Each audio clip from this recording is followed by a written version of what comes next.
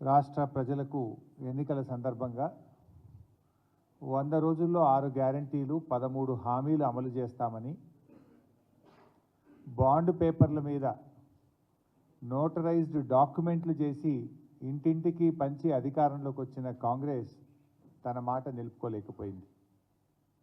రాష్ట్ర ప్రజల్ని దారుణంగా మోసం చేసింది. 100 రోజుల పాలన 3 విచారణలు 6 వేధింపులు అన్నట్టుగా సాగింది. ప్రమాణ స్వీకార చేసే ముహూర్తం మాత్రం ముఖ్యమంత్రి గారు 2 రోజులు ముందుకు జరుపుకున్నారు. ఆ రోజు ఏం చెప్పారంటే డిసెంబర్ 9వ తేదీ సోనియా గాంధీ జన్మదినం రోజు ప్రమాణ స్వీకారం చేస్తాను, నా మొదటి సంతకం 2 లక్షల రుణమాఫీ మీదనే ఉంటుందని, ఏకకాలంలో 2 లక్షల రుణమాఫీ చేస్తామని బహిరంగ వేదికల మీద ప్రకటించినటువంటి రేవంత్ రెడ్డి గారు ప్రమాణ స్వీకార సమయాన్ని మాత్రం 2 రోజులు ముందుకు జరుపుకున్నారు.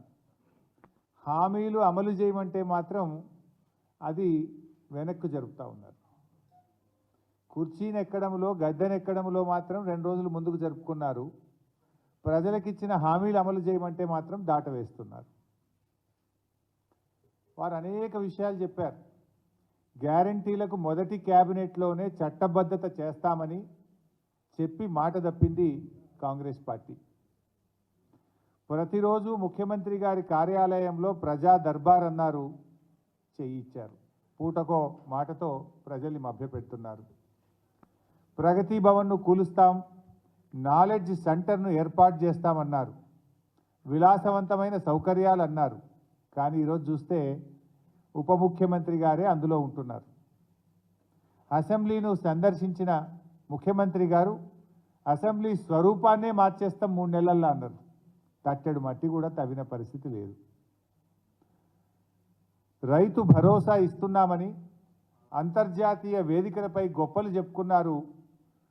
రైతు బంధునే ఇలా మొదలుపెట్టి 100 రోజులైనా పాతది కూడా ఈ రోజుకు పూర్తి చేయలేకపోయినారు.